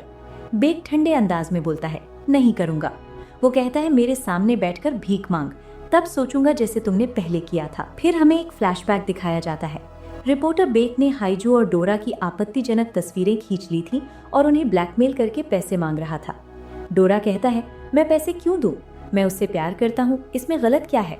तब बेक हाइजू की दूसरी तस्वीरें दिखाता है जिनमें वो अलग अलग लड़कों के साथ गलत हालात में नजर आ रही होती है। यहीं से हाइजू का कैरेक्टर नेगेटिव दिखाया जाता है और समझ आता है कि शायद इसी वजह से डोरा उससे नफरत करने लगा था। यही जवाब सेना ढूंढ रही थी कि डोरा उससे नफरत क्यों करता है, और ये सब सेना चुपचाप सुन रही होती है। वैसे एक बात साफ कर दी जाती है, सेना हर बार डोरा तक कैसे पहुंच जाती है। असल में डोरा के पास एक ट्रैकिंग डिवाइस लगी होती है जिससे उसकी लोकेशन ट्रैक की जा सकती है ताकि वो भाग न सके। बेक कहता है, हाइजू इन्वा ग्रुप की बेटी है ना जिसे इतने सालों तक छुपा कर रखा गया। अब मैं आर्टिकल छापूंगा और बवाल मचा दूंगा। वो हाइजू के कैरेक्टर पर भी घटिया बातें बोलता है। गुस्से में डोरा बेक को मारने लगता है और चिल्लाता है कि मैं तुझे जान से मार दूंगा। तभी सेना आकर उसे रोकती है और बेक को धमकाती है कि अगर उसने चुपके से फोटो ली तो वो उस पर केस कर देगी। सेना डोरा को बाहर ले जाती है और डांटते हुए कहती है, तुम ये सब अकेले क्यों कर रहे हो? मुझे बताओ, मैं तुम्हारी मदद करूंगी। इसके बाद एक और फ्लैशबैक दिखाया जाता है। ब्रेकअप के बाद हाइजू अमेरिका चली गई थी। कई साल बाद जब वो वापस आई तो उसने डोरा को मिलने के लिए मैसेज किया। डोरा उसके मैसेज और कॉल दोनों इग्नोर करता रहा। उसी दौरान डोरा का दोस्त यंग हाइजू से बात कर रहा था और उसे समझा रहा था कि डोरा से दूर रहना बेहतर है क्योंकि वो अब अपने काम पर फोकस कर रहा है। डोरा ने ये सब सुन लिया और यंग से पूछने लगा कि तुम कब से और क्यों उससे चुपचाप बात कर रहे हो। यंग कहता है कि वो सिर्फ डोरा के लिए ही उससे बात कर रहा था। जी दूर खड़ा ये सब देख रहा होता है। डोरा कहता है कि हाइजू से बात करने से मुझे कोई दिक्कत नहीं, लेकिन हम बेस्ट फ्रेंड्स थे और तुम मुझसे ये सब छुपा रहे थे। फिर हमें उस मर्डर वाली रात का सीन दिखाया जाता है। हाइजू डोरा को मैसेज करके मिलने बुलाती है। डोरा पहले से नशे में होता है। वो उठकर जी से कहता है कि शराब खत्म हो गई है, मैं लेने जाता हूँ। वो स्टोर में जाता है और वहीं बैठा रहता है। फिर हाइजू उसे लोकेशन भेजती है। डोरा वहां जाकर उसकी कार में बैठता है और कहता है, मेरे पास सिर्फ 5 मिनट हैं, बोलो क्या कहना है। हाइजू कहती है कि इतने सालों बाद मिले हैं, ऐसे बात मत करो। लेकिन डोरा बात करने को तैयार नहीं होता और वहां से जाने लगता है। हाइजू गुस्से में कार लेकर तेजी से उसके पीछे आती है और रास्ता रोक देती है। ऐसा लगता है कि वो उसे मार ही देगी, लेकिन आखिरी पल में उसका मन बदल जाता है और वो उसे छोड़ देती है। डोरा ये सब सेना को बताता है और उससे छुपाने के लिए माफी भी मांगता है। सेना उसे भरोसा दिलाती है कि वो हाइजू को कुछ नहीं होने देगी। भले ही ब्रेकअप को कई साल हो चुके हों, लेकिन डोरा के दिल में अब भी हाइजू के लिए कुछ न कुछ है। वो अब सेना से उसे बचाने के लिए मदद मांग रहा होता है। इधर बियोंग हाइजू को पूछताछ के लिए बुलाता है क्योंकि वो सीसीटीवी फुटेज में दिखी थी। वो पूछता है कि उस रात उसने डोरा से क्या बात की थी। हाइजू कहती है हम दोस्त हैं, हमारी प्राइवेट बातें मैं नहीं बताऊंगी, और ये भी कहती है कि डोरा ने किसी को नहीं मारा। वो बताती है कि उस रात उसने डोरा के घर के पास जी को देखा था, जबकि न्यूज में कहा जा रहा था कि वो हॉस्पिटल में था, यानी जी झूठ बोल रहा है। इधर जी किसी बात को छुपाने की कोशिश कर रहा होता है, तभी यूमिन वहाँ आ जाता है। जी चिढ़कर कहता है अब क्या है, क्यों मेरे पीछे लगे रहते हो, जाओ यहाँ से।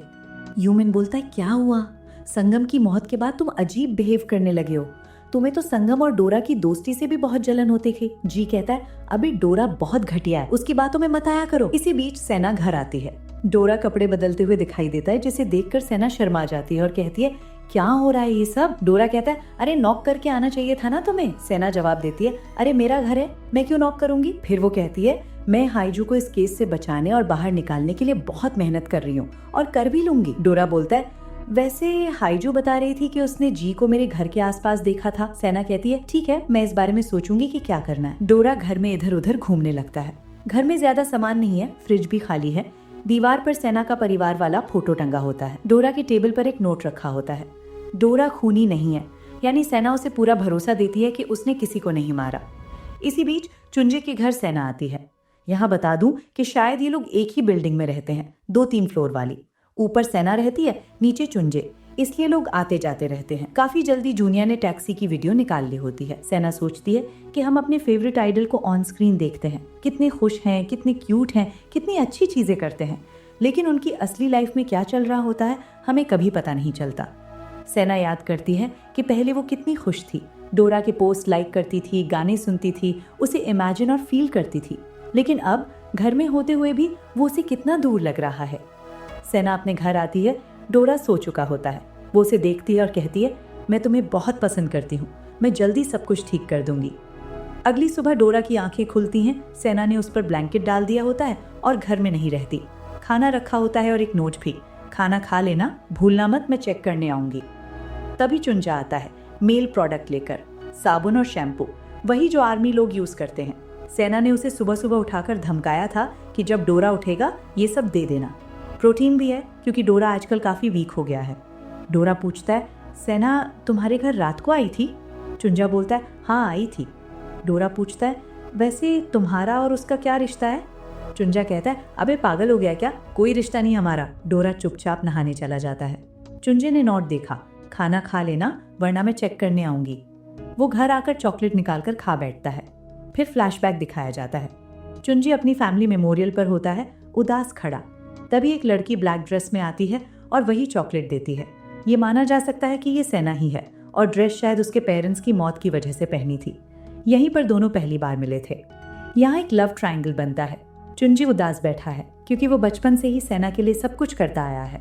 उसे लगता है कि बदले में उसे भी थोड़ी उम्मीद है कि सेना उसके लिए ऐसा कुछ करे, लेकिन अब वो देखता है कि सेना मेहनत कर रही है, खाना रख रही है, कह रही है खा लेना मैं चेक करने आऊंगी। उसे बुरा लगता है कि वो ये सब उसके लिए कभी नहीं करती थी। सेना ऑफिस में होती है। डोरा आता है और पूछता है आज का प्लान क्या है। सेना कहती है प्रूफ मिल गया, हाइजू इस केस से बाहर कर देंगे। फिर दोनों बियोंग से मिलते हैं और बताते हैं हाइजू को परेशान मत करो। सेना कॉल हिस्ट्री भी दिखाती है। डोरा और हाइजू जब कार में मिले थे उसके बाद सयोंग ने अपने बॉस से कॉल भी की थी, मतलब वो जिंदा था। सेना कहती है तुम कैसे बोल सकते हो कि हाइजू और डोरा ने मिलकर सयोंग को मारा है, वहीं वेपन भी तो नहीं मिला। हाइजू को परेशान मत करो वरना मैं केस कर दूंगी। सेना बाहर आ जाती है। डोरा फिर खुश होकर उसे हक कर लेता है। तभी बियोंग आता है और बोलता है स्मेली कर। सेना डोरा को नीचे भेज देती है।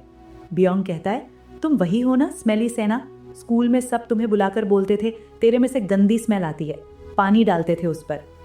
अब बियोंग पूछता है तुम मेरी क्लासमेट हो ना जिसको सब मिलकर बुली किया करते थे, तुमने ये केस क्यों लिया है, मुझसे बदला लेना चाहती हो। सेना बोलती है अबे फालतू बातें मत करो, जाके मेहनत करो और केस जीतो। फिर बाहर चली जाती है। डोरा कहता है तुम बियोंग को कैसे जानती हो, तुम सिंगल हो और जवान भी, चुंजे तुम्हारे घर पर रहता है और ये दूसरा लड़का यहाँ है, तो बियोंग तुम्हारा एक्स है और चुंजे तुम्हारा करंट बॉयफ्रेंड। सेना चिढ़ जाती है और बोलती है बकवास मत करो, छी वो मेरा क्लासमेट था, मुझे बुली करता था, उसकी तो जान ले लूंगी। इतने में कार का बैलेंस खराब होता है, टायर फटता है या ब्रेक फेल होता है। कार सड़क से उड़ती हुई साइड में जाने लगती है। उसका एक्सीडेंट हो जाता है और सीन बदलकर सेना के पास्ट में चला जाता है। वो छोटी बच्ची थी, उदास होकर अपने घर के पेड़ के नीचे बैठी थी। तभी उसके डैड पास आते हैं और कहते हैं, भूम तो तुम्हें डांट देती है, तुम्हें बुरा नहीं मानना चाहिए, तुमने भी तो बर्तन तोड़ा था, झूठ क्यों बोला? सेना बोलती है, मैं सच बोल रही हूँ, मैंने नहीं तोड़ा। डैड कहते हैं, ठीक है, ये ट्री देख रही हो, अगर तुम झूठ बोलोगी तो इसके पत्ते हिलने लगेंगे, तुम भी हमेशा इस ट्री की तरह सच बोलना। फिर डैड गायब हो जाते हैं। सेना उन्हें खोजते हुए रोने लगती है। सीन बदलकर प्रेजेंट में हॉस्पिटल आ जाता है। एक्सीडेंट के बाद दोनों को चोटें आई थी, लेकिन ज्यादा गंभीर नहीं थी। तभी चुंजे आ जाता है। डॉक्टर बताते हैं कि हाथ में चोट लगी है। डोरा फिर डॉक्टर के पास चला जाता है। चुंजे पूछता है क्या हुआ? सेना सब कुछ बताती है। उसे शक होता है कि किसी ने जानबूझकर उनकी गाड़ी खराब की थी। डोरा डॉक्टर के पास होता है। उसकी नज़र रिपोर्टर्स पर जाती है, जिनमें बैग भी होते हैं। सेना को ये बताता है। रिपोर्टर्स देखते रह जाते हैं जब लोग टैक्सी लेकर हॉस्पिटल के पीछे से भाग जाते हैं। सीन में अब वो अपने सीनियर्स के पास होता है। उसे डांट पड़ रही होती है, तुम हाइजू को केस में क्यों ला रहे हो? तुम्हें पता है ना कि वो किसकी बेटी है? क्रिमिनल पकड़ो और फालतू मत करो। ब्योंग बोलता है, क्रिमिनल मिल गया, बस मुझे प्रूफ चाहिए। सीनियर कहते हैं, अगर कर सकते हो तो करो, वरना केस छोड़ दो। ब्योंग गुस्सा हो जाता है और पास्ट में चला जाता है। हम देखते हैं कि ब्योंग सेना को स्कूल से जाते हुए देख रहा था। सेना कहती थी, मैं जानती हूँ तुम बड़े होकर प्रोसिक्यूटर बनना चाहते हो, मैं चाहती हूँ तुम बन जाओ, फिर मैं तुमसे मिलूंगी। आज वही सच हो रहा है। ब्योंग अपने ऑफिस में आता है, नाम से मिलता है और बताता है कि हाइजू सच बोल रही थी। जी उस रात हॉस्पिटल में नहीं था, वो झूठ बोल रहा था। ब्योंग कहता है, तो इस पर अच्छी रिपोर्ट बनाओ। नाम कहता है, अगर मैंने ऐसा किया तो डोरा बेकसूर साबित हो सकता है। ब्योंग कहता है, डोरा और जी को अच्छे से घसीटना होगा, मुझे लगता है इनमें से किसी ने मारा है, हमें उन्हें एक्सेप्ट करवाना होगा। सेना और डोरा घर जा रहे होते हैं। सेना के पैर में चोट होती है, इसलिए डोरा उसे उठाकर ले जाता है। सेना चिल्लाती है, छोड़ दो मुझे, लेकिन डोरा उसे घर तक ले जाता है, बैठा देता है और कहता है, तुम्हें आराम करना चाहिए, बाकी मैं घर का सारा काम देख लूंगा। इस बीच ब्योंग के डैड को हाइजू के डैड के साथ दिखाया जाता है। हाइजू के डैड गुस्से में है, कहते हैं कि उनकी बेटी को पुलिस स्टेशन में 6 घंटे बैठाया। ब्योंग के डैड माफी मांगते हैं, मुझे नहीं पता था कि वो आपकी बेटी है, मेरा बेटा नया है, कुछ नहीं जानता। हाइजू के डैड कहते हैं, तुम इतना टाइम क्यों लगा रहे हो? अगर नहीं कर सकते तो केस से पीछे हट जाओ, तुम्हारे पास पास्ट में कई केस सॉल्व किए हैं। ब्योंग के डैड कहते हैं, हाँ मैं इसको भी जल्दी सॉल्व करने की कोशिश करूंगा। हाइजू डोरा की न्यूज अपडेट देख रही होती है। मैनेजर से कहती है, डोरा कहाँ रहता है, जल्दी पता लगाओ। मैनेजर कहता है, आपके डैड को पता चल गया कि आप पुलिस स्टेशन गई थी, वो गुस्से में है। हाइजू कहती है, कोई बात नहीं, मैं संभाल लूंगी, बस डोरा का एड्रेस पता लगाओ। डोरा उसी समय सेना की सर्विस कर रहा होता है। घर में जितनी भी प्रोडक्ट चीजें होती हैं, दूध, दही, मक्खन, उन पर डोरा की फोटो लगी होती है। सेना नहाकर निकलती है। डोरा उसके बाल सुखाने में मदद करता है और कहता है, स्मेली सेना। सेना बोलती है, तुम ये क्यों कह रहे हो? डोरा पूछता है। सेना बताती है कि स्कूल में ब्योंग उसे इसी नाम से चिढ़ाया करता था। डोरा कहता है, तुम उसे भी बैक्टीरिया बोल दो। सेना हंसती है। डोरा कहता है, मुझे खाना है। दोनों खाने लगते हैं। सेना काम में व्यस्त रहती है, इसलिए डोरा कहता है, तुम मुझसे बात करो, इतना काम करती रहती हो। सेना बैठकर खाना खाती है। डोरा पूछता है, तुम हमेशा फॉर्मल क्यों बात करती हो, नॉर्मल रहो दोस्त के साथ। सेना बोलती है, नहीं नहीं, लोग गलत समझेंगे। डोरा कहता है, तुम मुझे पसंद करती हो ना? फिर मिल्क की बोतल दिखाता है जिस पर उसकी फोटो है। सेना शर्माती है। वो कहता है, ये प्रोडक्ट पॉपुलर है इसलिए खरीदी होगी, जरूरी नहीं कि तुम मेरी फैन हो। सेना कहती है, हाँ हाँ बिल्कुल सही। चुंजे सेना की कार बनवाने आता है। पता चलता है कि गाड़ी जानबूझकर खराब की गई थी, डैश कैमरा भी बंद था। डोरा ने हाइजू की कार में बैठते समय कहा था कि बंद कर दो। डोरा बाहर आता है। चुंजे बोल रहा होता है कि डोरा ने गाड़ी खराब की थी। सेना कहती है, नहीं ऐसा नहीं है, याद करो तुमने भी पास्ट में चोरी की थी, मैंने तुम्हारा केस लिया और बचाया। सेना भी डोरा पर भरोसा करती है। पुलिस स्टेशन में जी से पूछताछ हो रही है। जी कहता है हॉस्पिटल में था, सीसीटीवी में दिख रहा है कि वो हॉस्पिटल से भाग रहा है। जी कहता है, डोरा ने मारा है, मुझ पर ब्लेम मत डालो। ब्योंग कहता है, हमारे पास प्रूफ नहीं है। जी बोलता है, मेरे पास बड़ा प्रूफ है जिससे डोरा क्रिमिनल साबित हो सकता है। ब्योंग कहता है ठीक है, मुझे वो लाकर दे दो। बॉस घबराया हुआ है, मैनेजर से पूछ रहा है कि जी और यंगसन के बीच रिश्ते कैसे थे। यंगसन वही जिसकी मौत हुई थी। सेना की पट्टियां हटा दी गई हैं। वो ऑफिस जा रही होती है। डोरा भागते हुए आता है। सेना कहती है तुम नहीं जाओगे। चुंजे बोलता है आने दो, कितनी बड़ी मुसीबत खड़ी की है। पुलिस स्टेशन में स्टॉकर पकड़े गए हैं। वे सेना की कार खराब कर चुके थे। सेना और डोरा आगे बढ़ते हैं। लड़कियां कहती हैं ओ कितना प्यारा है हमारा डोरा, बाहर नहीं घूमना चाहिए। डोरा कहता है आज के बाद तुम दोनों लड़कियां सेना से दूर रहोगी। सेना बोलती है ठीक है। ऑफिस में बॉस कहता है जी ने डोरा के खिलाफ सबूत दिया, अब जेल जाएगी। सेना कहती है मैं नहीं जा रही। सेना डोरा के पास जाकर सब कुछ बताती है। डोरा कहता है मुझे नहीं पता, मैं जी से पूछ लूं। सेना कहती है नहीं, अगर मिलेंगे तो पुलिस को लगेगा कि हम दबाव डाल रहे हैं। वे फ्रेंड से मिलते हैं और यंगसन से भी। डोरा पूछता है तुम जानते थे कि जी हॉस्पिटल में नहीं था, फिर क्यों मुझसे कहा कि था। यंगसन बताता है जी घायल था, डोरा से लड़ाई हुई थी, हॉस्पिटल में एडमिट था। जी को लोग ऑनलाइन गालियां दे रहे थे, रात को हॉस्पिटल से भाग गया। यंगसन ने देखा और न्यूज में भी देखा। डोरा कहता है तुमने पहले क्यों नहीं बताया। यंगसन कहता है डर लगता था कि डोरा ही किलर है। दोनों बाहर जाने लगते हैं। डोरा को यंगसन से कोई शिकायत नहीं थी, चारों का ग्रुप था। डोरा कहता है हम चारों अच्छे दोस्त थे, लेकिन धीरे धीरे लड़ाइयां हुई, अब जी और मैं कट्टर दुश्मन हैं। डोरा कहता है तुम मुझे ट्रस्ट नहीं करती। सेना कहती है नहीं, आओ। सेना उसे बचपन वाले ट्री के पास ले जाती है। सेना ट्री को छूकर कहती है मुझे डोरा पर ट्रस्ट है, पत्ते नहीं हिलते। सेना कहती है अगर ट्रस्ट नहीं होगा तो पत्ते हिलेंगे, ये झूठ पकड़ने वाली ट्री है। सेना बताती है कि डैड मॉम की मौत के बाद यही ट्री उसे हिम्मत देता रहा। डोरा जाता है, कहता है मैं हैंडसम नहीं हूँ, पत्ते नहीं हिलते। कहता है मैं जीनियस हूँ, फिर कहता है मैं किलर नहीं हूँ, पत्ते नहीं हिलते, मतलब सच है। हाइजू आ जाती है क्योंकि उसने एड्रेस निकलवा लिया था।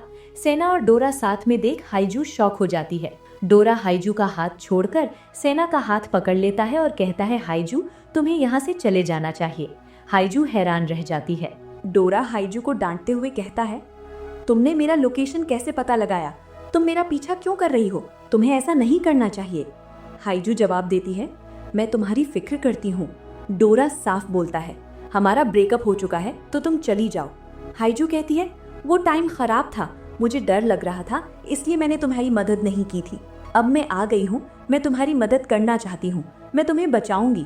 डोरा कहता है ब्रेकअप हो चुका है हमारा, तुम भूलो मत, तुमने ही कहा था कि मैंने तुम्हारी लाइफ खराब कर दी है, तो प्लीज जाओ यहाँ से। हाइजू पूछती है अच्छा तो तुम ये लड़की के साथ क्यों रहते हो। डोरा जवाब देता है वो लड़की मेरी लॉयर है और मैं उस पर भरोसा करता हूँ। मेरी कंडीशन खराब थी, मैं दवाइयाँ ले रहा था, डिप्रेस्ड था। जब से मैं उससे मिला हूँ मैं अच्छा महसूस करने लगा हूँ, तो प्लीज जाओ यहाँ से। हाइजू शांति से जाने लगती है, लेकिन फिर अतीत की याद आती है जब रिपोर्टर बेक ने उनकी फोटो क्लिक की थी। हाइजू गुस्से में डोरा से कहती है तुमने मुझे इन सब के बारे में पहले क्यों नहीं बताया, तुम झूठे हो। डोरा समझाता है मैंने ये फोटो जानबूझकर छुपाई थी, क्योंकि अगर ये बाहर आ जाती तो तुम्हारे परिवार को पता चल जाता और परेशानी हो सकती थी। हाइजू को गुस्सा आता है और वो चिल्लाती है तुम खुद को क्या समझते हो, तुम्हारी माँ गैम्बलर है और तुम उसकी कर्ज चुकाते हो, तुम्हारी कोई औकात नहीं है, मेरी लाइफ भी तुम खराब कर रहे हो। डोरा कहता है ऐसे मत बोलो, मैं तुमसे माफी मांगता हूँ। हाइजू कहती है मेरे लिए अब कुछ भी नहीं हूँ, तुम जाओ यहाँ से। इसके बाद हाइजू अपने मैनेजर से नई लॉयर खोजने को कहती है और ये पता लगाने के लिए कहती है कि डोरा पर कितना कर्ज है।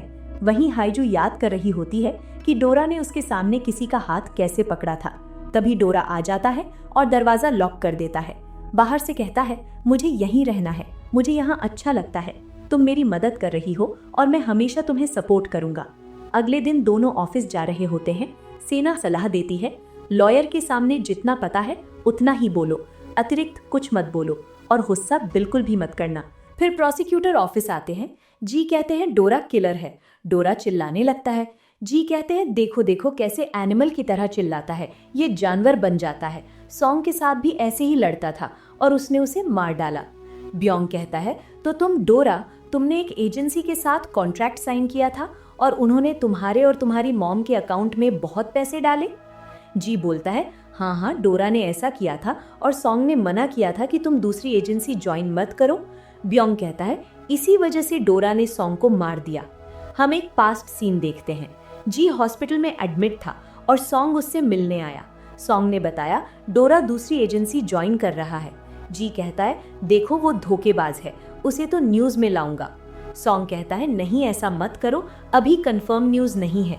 जी जवाब देता है नहीं वो पक्का दूसरी एजेंसी ज्वाइन कर रहा है, मेरे एक फ्रेंड ने मुझे ये सब बताया है। शिंग कहता है ठीक है मैं डोरा से बात करता हूँ। हो सकता है इसी वजह से सॉन्ग डोरा के घर आया था जब उसकी मौत हुई। वापस प्रेजेंट में डोरा सेना से अपनी मॉम का पता लगा रहा है। बियोंग जी से कहता है तुम्हें फिर से आना होगा जब भी हम बुलाएंगे। जी गुस्से में बोलता है पागल हो क्या, मैं अब नहीं आऊंगा, जितना मुझे पता था मैंने सब बता दिया। बियोंग कहता है तुम झूठे हो, बहुत बड़े वाले, इसलिए शांति से मेरी बात मानो और आ जाओ। जी बाहर आ गया और उसका मैनेजर उसे अपने साथ ले जाने आया। डोरा ने अपनी मॉम को पकड़ लिया और चिल्लाया तुमने न्यू एजेंसी में अग्रीमेंट किया, ये मेरी जानकारी के बिना। डोरा को एजेंसी और कॉन्ट्रैक्ट के बारे में कुछ पता नहीं था। मॉम ने सारे पैसे अपने अकाउंट में रख लिए क्योंकि वो कर्ज में थी। मॉम बोलता है कौन सी एजेंसी है मुझे बताओ, आपके चक्कर में मैं जेल जाने वाला हूँ।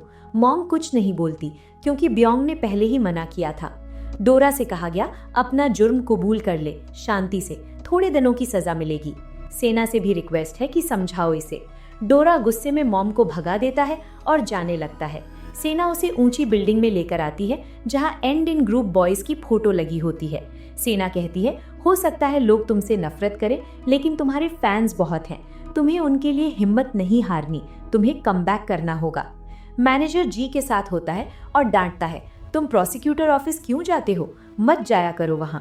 जी कहता है मैं वहां जाकर सच सच बता दिया, डोरा दूसरी एजेंसी से जुड़ने वाला था। मैनेजर कहता है वो डोरा नहीं था, शांति से रहो, बॉस से बोलकर तुम्हारा और यनबिन का कॉन्ट्रैक्ट रिन्यू करवा दूंगा। इतने में यंगबिन अपना सामान लेकर आता है और कहता है मैं घर छोड़कर जा रहा हूँ। जी उस पर चिल्लाता है और दोनों में लड़ाई हो जाती है। यनबिन कहता है तुम्हें पता है जी, डोरा ने उसे नहीं मारा, वे भाई जैसे थे, अब दुश्मन बन गए। बियोंग के डैड बिल्डिंग सेट कर रहे हैं। बियोंग जी के बारे में बता रहा है, हो सकता है जी ने मारा हो और डोरा इनोसेंट नजर आ सकता है। डैड कहते हैं नहीं, अगर तुम किलर को इनोसेंट मानने लगोगे तो केस हार चुके, तुम्हें जी को क्रिमिनल साबित करना है। घर पर सेना ने चुज्जे को न्यू एजेंसी के बारे में पता लगाने को कहा। डोरा अपने बॉस से मिलकर कॉन्ट्रैक्ट रिन्यू करवाना चाहता है। इतने में सेना को मैसेज आता है और वो घर से भाग जाती है। हाईजू उसे मिलने बुलाती है। हाईजू माफी मांगती है, मैंने पता किया कि उसका घर बैंक वालों ने ले लिया है, मैंने उसके लिए लॉयर खोजा है। सेना मना कर देती है। हाईजू बोलती है मैं डोरा के साथ 10 साल से हूँ, मैं उसे बहुत प्यार करती हूँ, इसलिए उसके लिए सब कुछ करूंगी। सेना कहती है ठीक है, जरूरत पड़ेगी तो मैं बताऊंगी। अगले दिन सेना डोरा के ऑफिस आती है और उसका बॉस वहाँ होता है। सेना कहती है अरे आप यहाँ क्या कर रहे हैं? बॉस बोलता है बस घूमने आया हूँ, तुम क्यों आई हो? सेना कहती है मैं डोरा के साथ आई हूँ क्योंकि वो अपने बॉस से मिलने आया है। बॉस कहता है तुम्हें मैंने कहा था ना कि डोरा का केस छोड़ दो, पर तुमने नहीं छोड़ा। अच्छा किया, क्योंकि लॉयर का काम होता है कि वो एंड तक साथ खड़ा रहे। डोरा अपने बॉस से कहता है जी के बारे में बातें कर रहा था, कैसे फालतू अनाप शनाप बक रहा था। आपको पता है मैंने कोई नई एजेंसी साइन नहीं की। बॉस कहता है हाँ मैं जानता हूँ, जब तुम छोटे थे मैं तुम्हें अपने साथ लेकर आया था, मुझे तुम पर पूरा भरोसा है। अगर मेरी शादी हुई होती तुम्हारी उम्र का आज मेरा बेटा होता। डोरा बोलता है प्लीज मेरा कॉन्ट्रैक्ट रिन्यू कर दो। बॉस कहता है ठीक है मैं कर दूंगा, पर पहले तुम इनोसेंट साबित हो जाओ। डोरा बाहर आता है और सेना को देखता है। सेना का बॉस उससे कहता है याद है मैं कर्ज में डूबा हुआ था, तुम बड़े बड़े केस लेकर मेरी मदद किया करती थी। हमें पास्ट सीन दिखाया जाता है। बॉस बस स्टैंड पर बैठा है, बारिश आंधी धूल मिट्टी हो रही है। वहीं एक लड़की बैठी है, गुमसुम उदास, चेहरे पर धूल मिट्टी। वो फेस कवर करती है। सेना रिएक्शन नहीं देती। ये पहला मौका है जब सेना और बॉस मिले थे। पास्ट में पता चलता है कि सेना के डैड पर मर्डर केस लगाकर झूठा जेल में डाल दिया गया। डैड इनोसेंट थे पर किसी ने भरोसा नहीं किया, इसलिए सेना डोरा को बचाना चाहती थी। दूसरा कारण वो उसकी फैन भी थी। डोरा घर आता है और सेना को देखता है। डोरा बोलता है चलो आज तुम मुझे अपने बारे में बताओ, क्या खाना पसंद है तुम्हें, हॉबी क्या है? सेना याद करती है कि पूरे दिन डोरा का कॉन्सर्ट देखती रहती थी। शर्माते हुए कहती है कुछ नहीं, मेरी कोई हॉबी नहीं। डोरा पूछता है अच्छा ठीक है, तू गाने सुनती हो, कौन से गाने? सेना कहती है नहीं, मैं गाने नहीं सुनती। डोरा उसे पियानो बजाना सिखाता है, प्यार से एक गाना गाता है। वही जो सेना ने बचपन में सुना था रिवर के किनारे। वो गाना उसी रेड क्लब वाले लड़के का था, डोरा। चूजी ने एजेंसी का पता लगा लिया है। डोरा सेना से कहता है मुझे हाउस दे दो, मैं बाहर घूमने जाऊंगा। सेना हाउस दे देती है। डोरा आज मस्त जीवन जीता है, बाजार जाकर सामान लाता है, अपनी फेवरेट डिश बनाने लगता है। खाना बनाना नहीं आता इसलिए हाउसकीपर को कॉल करता है। इसी बीच एजेंसी आ जाती है, पूछती है डोरा के परमिशन के बिना आप लोगों ने उसे अपने कॉन्ट्रैक्ट में क्यों रखा, साइन कैसे हुआ। सामने वाला कहता है मोम ने नहीं किया, सगंग ने किया। वही डोरा को लाने वाला था, ग्रुप मेंबर और दोस्त था। हम उनकी बातों में आ गए और कॉन्ट्रैक्ट मान गए। सेना शॉक हो जाती है। डोरा खाना बना रहा है पर राइस नहीं मिल रहा। चूजे को कॉल करता है, घर में चावल कहाँ है। चूजे कहता है मुझे नहीं पता, खुद खोजो। राइस खोजते हुए डोरा को एक डायरी मिलती है जिसमें सेना की बचपन की फोटो होती है। फिर वो बड़ा बॉक्स खोलता है जिससे डोरा का होश उड़ जाते हैं। सेना घर आती है, बॉक्स का सामान फ्लोर पर फैला होता है। डोरा उदास बैठा है, पूछता है तुमने क्यों किया। बॉक्स में फैंस का स्टफ होता है, pillow, poster, photo, fan girl की चीजें। ये दिखाता है कि सेना बहुत बड़ी फैन है। यहाँ एपिसोड खत्म होता है, लेकिन डोरा उदास क्यों है? बस नॉर्मल चीज ही मिली है, इसलिए उसे खुश होना चाहिए। ये अगले एपिसोड में खुल जाएगा। वीडियो देखने के लिए चैनल सब्सक्राइब और वीडियो लाइक करना। मिलते हैं अगले एपिसोड में, तब तक के लिए बाय।